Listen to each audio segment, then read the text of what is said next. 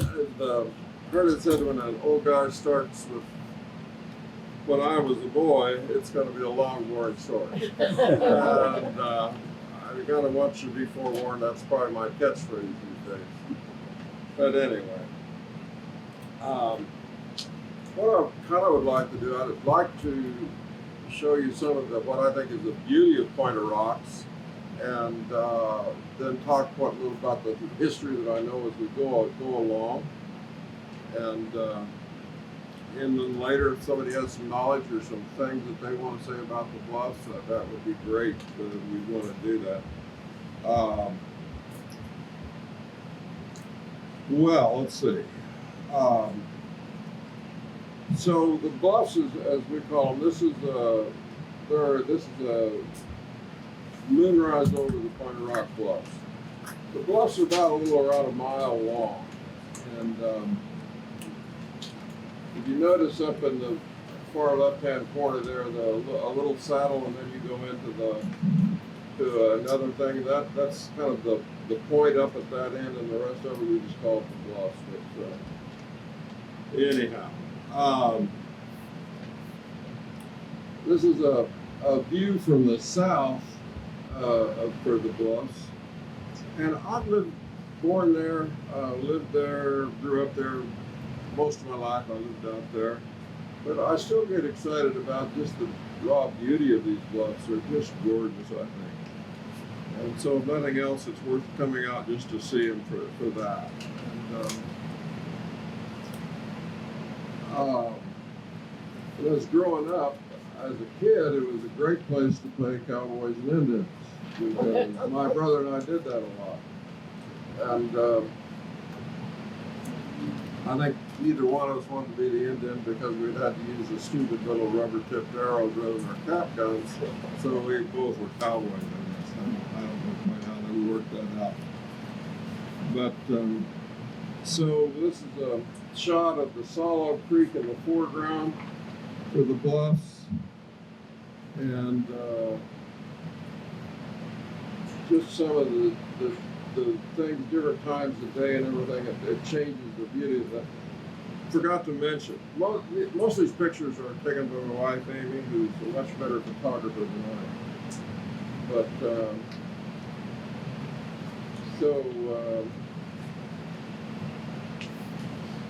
this is my unfaithful dog, Shep,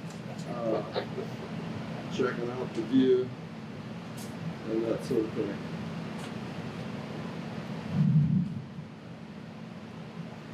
So it's rumored that the place is haunted by an old guy, and yeah, probably so.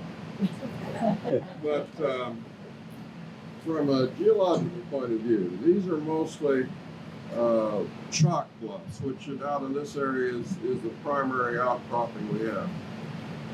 Like Forsyth Canyon is made of this type of thing. And so they're fairly easily erodible. The things, except some places you get a thin cap with something like another thing like limestone on top, and it slows the erosion down. And so then it kind of contributes to maybe the shape of the bluff, so some would say.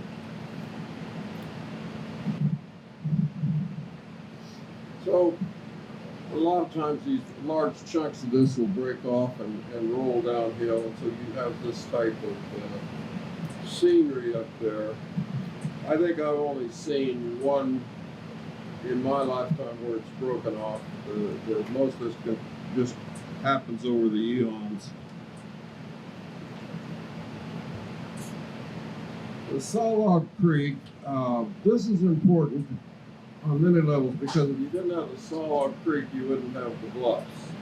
This is the main erosion factor for these bluffs and what kind of shapes them. And the other thing, notice the trees here. In early Kansas, when it was being settled, there weren't many trees out here. The exception was the Sawlog. It had trees. When the Army built Fort Dodge to protect the wagon trains from the Indians, even though they built this on a river, they came out to the Sawlog to get the wood to build it with because he trucked it back. And that's kind of how the creek got its name, the sawlog.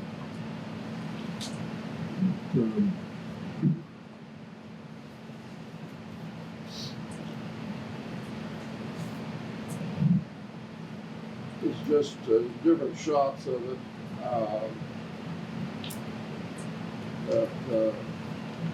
Some crops and things, but up in this area over in here, there was a small cave you could kind of go into, and you could crawl out up on top, which we thought was pretty cool as kids.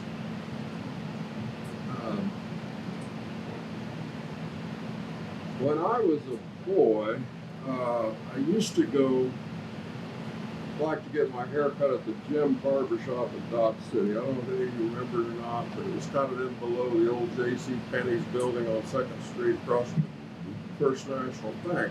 And the reason I liked it so much, it was kind of like going into a Western museum. The guy had plaques of arrowheads and Indian memorabilia all over the wall. I remember he had a Sharps 50 buffalo gun rifle there, and it was labeled as the gun that had shot the white buffalo.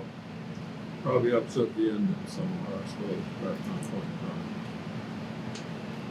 Anyway, he had this great collection. I don't know if anybody knows what happened to that collection. I'd like to know. Also, I think he might have been the father of like local barber Roy Chipman. That's what I've heard anyway. I'm not sure about that either, so somebody might comment on that.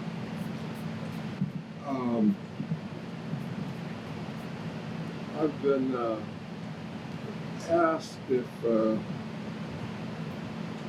I thought the Indians camped out on top of these bluffs, and I think that's pretty highly doubtful. They would have preferred camping down in a place like this in a bend of the creek because everybody has equal access to water, firewood, and whatever, and the trees provide some protection from the wind. And it's also a defensive spot too. All the tops of the bluffs would have been good to scout the buffalo, and also along that ridge line would be the Fort Hays, Fort Dodge Trail. So that might have been an important thing that they were watching too.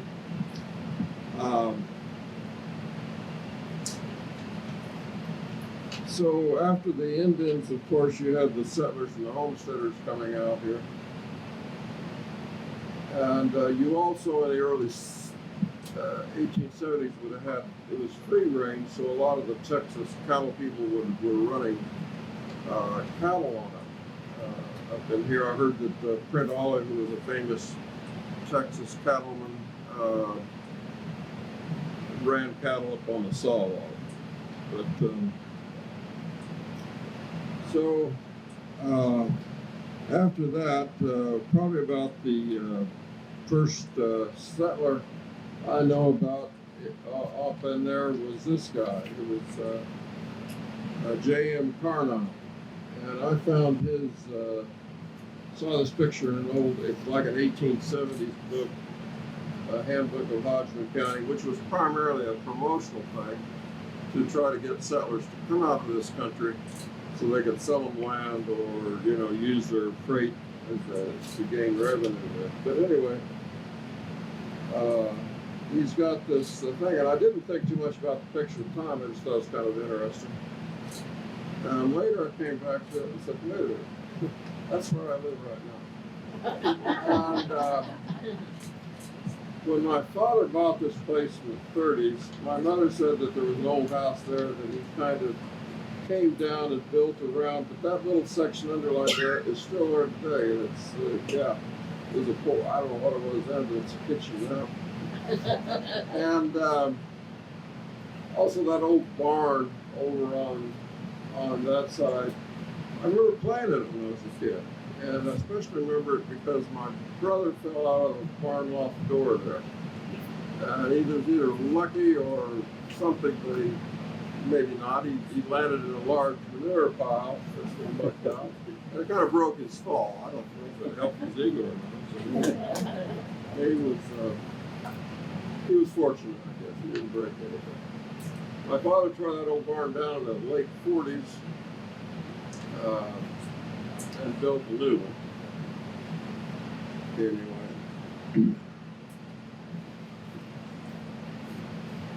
I'd asked my older sister what she remembered about it, and she said mostly she just remembered the outhouse because she hated it.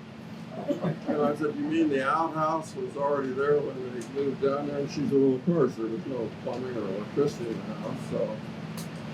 I just thought my father built the outhouse because that was the only thing my father ever used. He never used an inside toilet. He always, rain, snow, whatever, he was always outside using that one. So I think I've got a historic toilet. Probably should put a brass plaque on it. This view is looking from the backside, or looking to the west of that same thing. It's supposed to show, it's obviously a little distorted in the view, but it shows the saw log in the foreground and his farm in the background. Distance would be different, but anyway.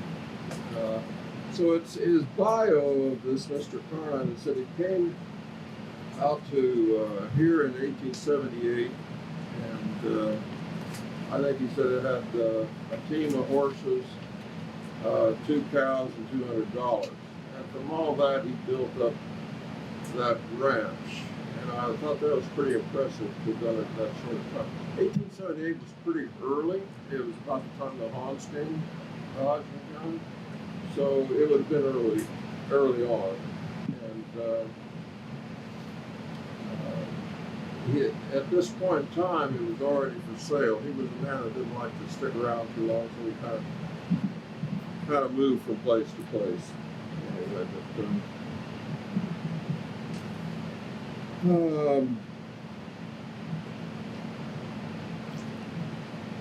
so this is a view from the saddle of the bluffs, and when I was a kid, what I remember most about it, there was deep wagon ruts that ran through here, and this was an old freight trail that went from Jetmore to Spearville, because Spearville was kind of the unloading place for this for Jetmore, because that was about the nearest train, or even the wagon trains left through there. But so you freighted stuff from Spearville over to Jetmore, and the problem, like you have a trail here, and on an incline, a trail becomes a rut, and a rut becomes a gully after a while. So the old wagon train swales off the left side here. It's not in the picture, but it's all just a big gully now. The other thing I'd like to point out is up in this area here, I remember seeing piles of lumber and chicken wire, and asked my dad what that was. He said, "Well, that was a backstop for the baseball field." He said they used to play baseball games there when they had their 4th of July picnics. I thought that was pretty amazing, that they would come out there to play baseball. But that kind of brings us to the other important thing of this bluffs, is they were a social gathering point for the early settlers. They came here for about all sorts of things, from school trips, school programs, church sunrise services, about anything and everything. They came to the bluffs quite a bit. I found evidence of this in a lot of the old newspaper files. This is from 1908. It says there'll be a picnic at Plymouth Rocks Thursday. Everyone's invited. You kind of wonder how many people showed up. It could be 10, it could be 100. There was a large population of people here in those days, because everybody was settling on these homestead quarters.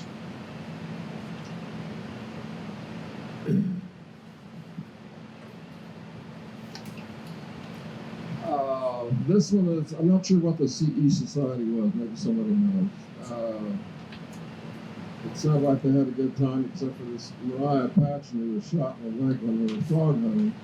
And yeah, I would not have been in a room. Had some more school pageants and stuff, or school picnics there and outings. And I think this next one, this one is my favorite. It's kind of like a gala extravaganza for a school program, but it starts at 11 o'clock in the morning, and it goes to a program that night. And it said that a Miss Ardrey of Jetmore, I don't know who she was either, maybe somebody knows that, will be there to take pictures. So this is 1890. It's pretty early for photography, actually. Mr. Kodak had only invented his filming camera about then, and she is going to be taking pictures. And so it's a whole long program of things that you can read. The guy's quite an artist at writing things anyway. But so a week or so after that, they have the description of that. I don't know if you've argued that or not, but this Miss Ardrey decided that what would make a good picture if everybody brought their horses and wagons over around the north end of the point of the bluffs and put them on top. And I don't know if you know that place or not, but I'd be hesitating to take a four-wheeler there. You know, and for somebody to take the horses and wagons, this is a photographer with a lot of moxie, I'm going to tell you. But it doesn't say that anybody got, so be over there on the left side of that, she wanted everybody up on top. And said they got the horses and wagons up there, and it didn't say anybody broke a leg, horse or kid, so I guess it turned out well, but I couldn't believe they did that. And then they said they adjourned for the evening so they could go home and do chores, and they kind of reconvened back at the schoolhouse where they had a program, and the program went to midnight. Now, you probably think you've been to some long school programs in your day, but I bet you haven't seen anything like that. That would be another all I could do. If anybody knows where those pictures she took of the people on top of the bus, I'd love to see those. And so I guess you can't talk much about the Pointer Rocks without going into the tale of the lost gold of that. I heard the story as my kid, and I didn't believe it then. I don't really believe it now. And the story goes something like that the soldiers from Fort Hays were bringing payroll down to Fort Dodge, and I assume on the military trail, and were ambushed by Indians, and so they made a break for the bluffs as a defensive thing, and so they could hold them off. And it's where they either forgot where they hid the gold, or they all died, or whatever version of the story you want to hear. And this was lost. So people today are still asking to go out and look for it. I'm sure. I was in here, I think I saw, I think a lot of you have a handout that Ken's mom, Frances Cole, and I thought her summation of everything was better than anything I had, so yeah, I just handed out hers. Made sense to me to do that. I don't have too much more on it. I'd like for discussions on it. We're going to talk about a couple of things. Yeah, there's some pictures that we've shown you back at the back. There are this picture over here is kind of interesting. Since a friend of mine gave that to me probably 30 years ago, Bob now. But anyway, I thought it was an amazing picture. It was done with a special camera with a rotating lens, and I probably had it for a few years before I realized it wasn't just a landscape picture, it was a portrait of a man and his dog. Now, you're welcome to come up and look and see if you can find the man and his dog. That's kind of like a Where's Waldo thing. But it's a picture I've always loved. And I was curious about when it was taken, and so for this presentation, I took it apart to kind of clean it, because it was pretty dusty. And lo and behold, in the back, underneath, I flipped it over now, but there was a shipping label. And what the man had done, he sent this off to Eastman Kodak at Rochester, New York, for developing and colorization, which they did. And the shipping label on it was 1819, so obviously he had done the picture previous to that. And I don't know who the man is, or anything like that, but I always just thought it was interesting. So, If any of you have any memories, knowledge, or anything, I'd like to open it up just for people to talk about. I'd also like to thank my wife Amy for her hard work on that, and my son Michael for his technical expertise. And so that's about all I have. So if you want to talk something about some of your memories and stuff, that'd be great. Anybody? Yeah, Yeah. I live here, but I didn't grow up here. Where is this stuff? Piece of rock. Point of Rocks Bluff is about 12 miles away. Okay, I Just can find it now. that way. One of the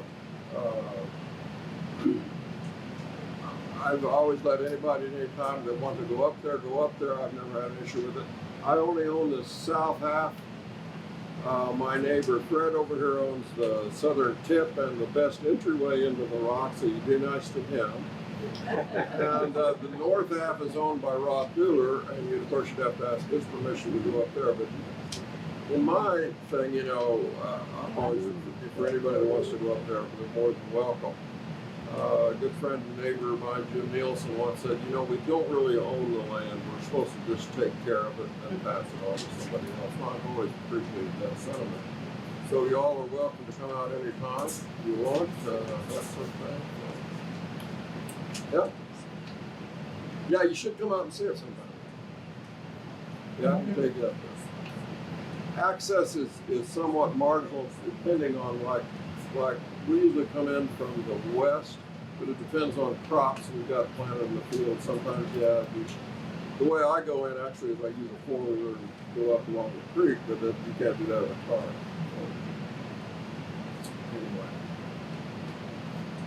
Anybody else got some comments or things? Any memories of going out there and things? Anybody else knows? Yeah. Yeah, I remember my dad talking about going down there to play baseball and picnic. I remember my dad talking about going down there for picnics and playing baseball. Yeah. Yeah.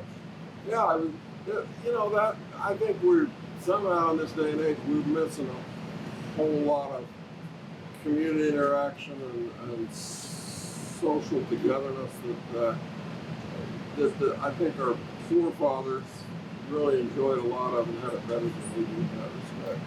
Now we're looking at our television and Facebook and what have you. We don't interact much with other people, but they used to do that a lot.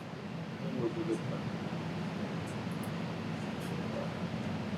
I remember you taking us up there and having family photos. Yeah. Wow, okay. I don't remember that. But that's great. Yeah, it's a good scenic spot for stuff like that. Did you ever run into rattlesnakes? Oh yeah. Yeah, there's rattlesnakes up there, but it's nothing to where I would not go up there because you're afraid of rattlesnakes. You know, just use a little common sense. Great. Yeah. I also remember my dad talking about when he and his brother Tom were young, they went up there, and there was a low place in the rock where you could jump off from the top on the west side, and they jumped off of there, and luckily they had some shotguns with them because there were rattlesnakes everywhere. And I went up there once with him when I was a kid, and he showed me where it was. And I went up there and got close, and you throw a rock back in that crack, and you could just hear them rattling. I remember when I took had some people up there. This one guy was doing this. He was just kind of jumping from rock to rock to rock like a parkour type thing or something like that. And all of a sudden you heard this immense rattling noise that was several rattlesnakes. And I sort of asked this guy, like, he said, whoops, kids. And I swear he about turned around a bit and went back. It was kind of humorous to watch. Anyway, I know a lot of you folks have been. Ken and I were up there a lot of we were in. And Larry and I were up there a lot. And what? The Harley and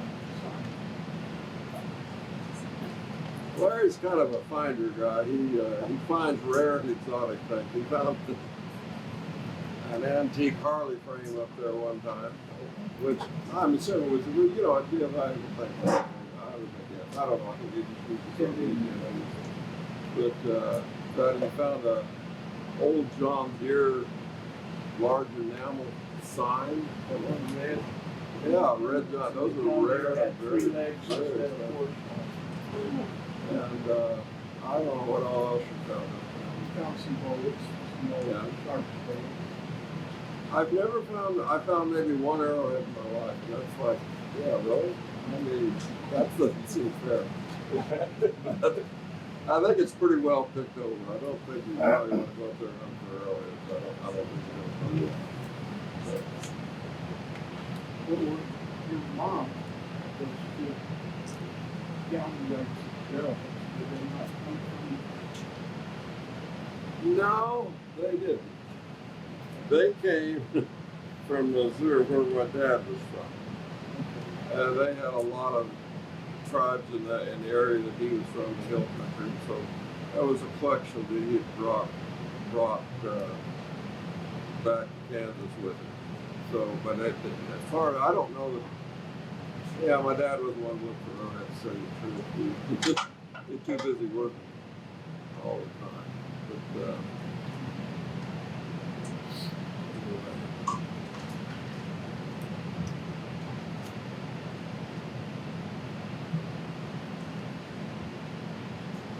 anybody else got anything they want to add? I would say, Yeah, Uncle Al Steinring is buried up there. he is. Got the memorial flag that I was going to try to replace that, but I haven't got to it yet. But it was you know, it got weathered, and kind of, I think the weather took it down, and I was trying to figure out a way to illuminate it at night with the solar generated lights and things like that and stuff.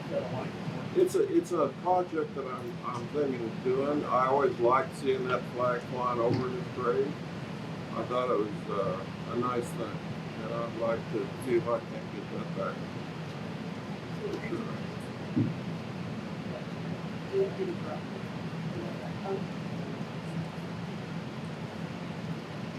Where's your gold? What? Where's your gold? My theory is Rob Dealer found it. But I don't know. You got to think about that story a little bit. Yeah, you're going to forget where you hit gold. Not likely, I don't think. I don't know. Or you would say you forgot it, and when you got out of the service, you would go find it. I think would be a more logical explanation. But anyway, and honestly, I don't even know that the story substantiated in any way. I've never really found a record in the historical things where, you know, they said it occurred. And most things like that are fairly well documented.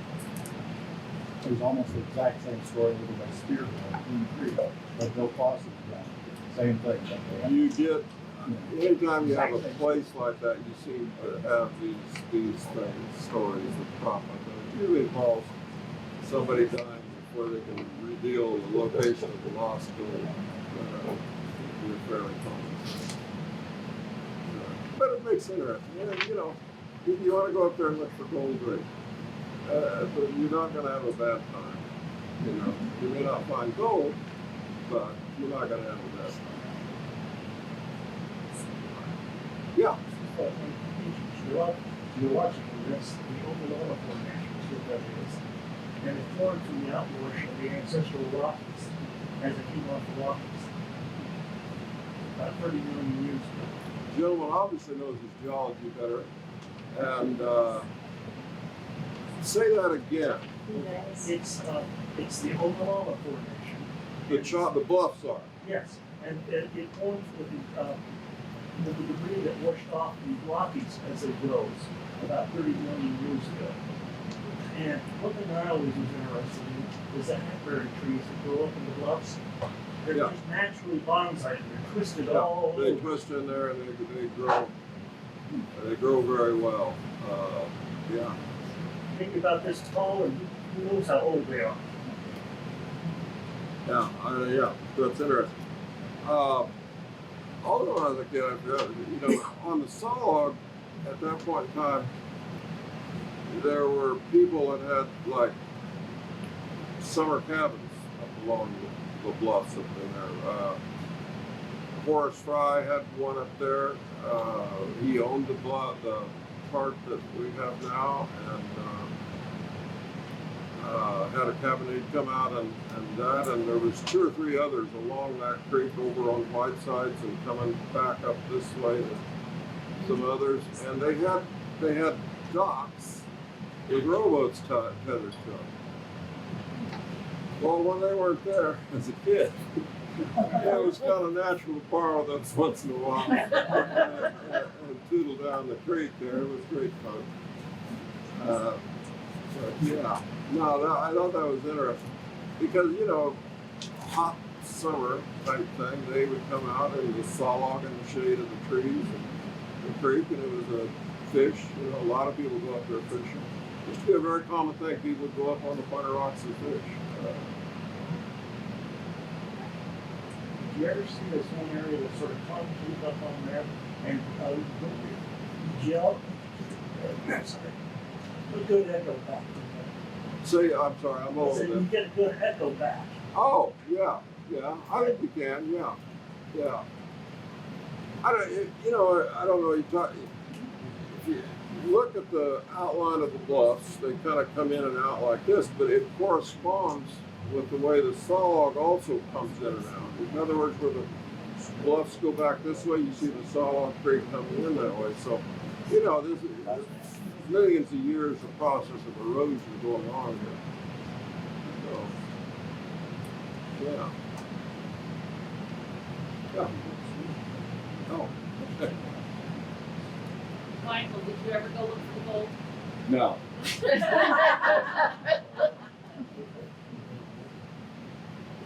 I don't know. I took his word for it. That was a whole lot of hope.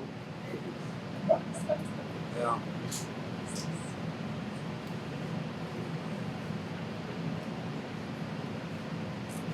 Anybody else got a thought or comment? Well, gee, thank you all for coming. Thank you, Gary. Thank you so much.